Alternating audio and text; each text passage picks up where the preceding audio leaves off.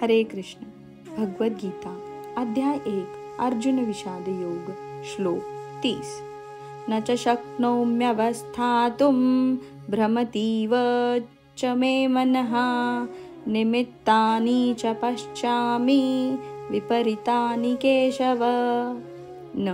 नाही च सुद्धा शक्नोमी समर्थ आहे किंवा शक्य आहे अवस्थातून उभा राहण्यास भ्रमती विसरत आहे इव प्रमाणे च आणि मे माझे मनः मन निमित्तानी कारणे च सुद्धा पश्यामी दिसत आहे विपरीतानी विपरीत केशव कैशी दत्त्याचा संहार करणारे श्रीकृष्ण.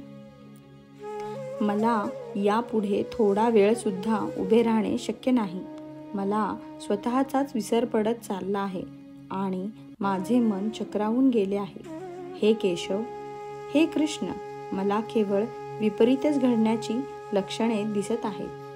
तात्पर्य: अर्जुनाचे धैर्य नाहीसे झाल्यामुळे तो युद्धभूमीवर उभा राहू शकत नव्हता आणि मनाच्या या प्रकारच्या दुबळेपणामुळे त्याला स्वतःचाच विसर पडत होता. भौतिक गोष्टींवरील आत्यंतिक आसक्ती मनुष्याला या गोंधळलेल्या अवस्थेत टाकते. ज्या व्यक्तींवर भौतिक परिस्थितीचा आत्यंतिक प्रभाव झालेला असतो त्या व्यक्तींमध्ये या प्रकारचे भय आणि मानसिक असंतुलन आढळून येते. अर्जुनाला रणभूमीमध्ये विपरीत अशा दुःखमयी घटनाच दिसत होत्या आणि यामुळे शत्रूंवर विजय मिळवूनही तो आनंदी होणार नव्हता.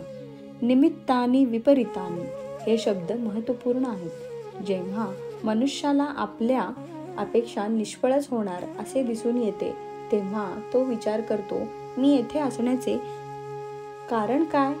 प्रत्येकाला स्वतःमध्ये आणि स्वतःच्या कल्याणामध्येच आस्था असते. परमात्म्याविषयी कोणालाच आस्था नसते. श्रीकृष्णांच्या इच्छेनुसारच अर्जुन स्वतःच्या वास्तविक स्वार्थाविषयी अज्ञान दाखवित होता.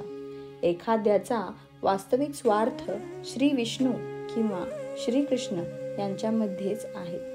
बद्ध जीवाला याचा विसर पडतो आणि म्हणून त्याला भौतिक दुःखे भोगावी लागतात. अर्जुनाला वाटले की युद्धातील विजय केवळ आपल्या शोकालाच कारणीभूत ठरेल. हरे कृष्ण.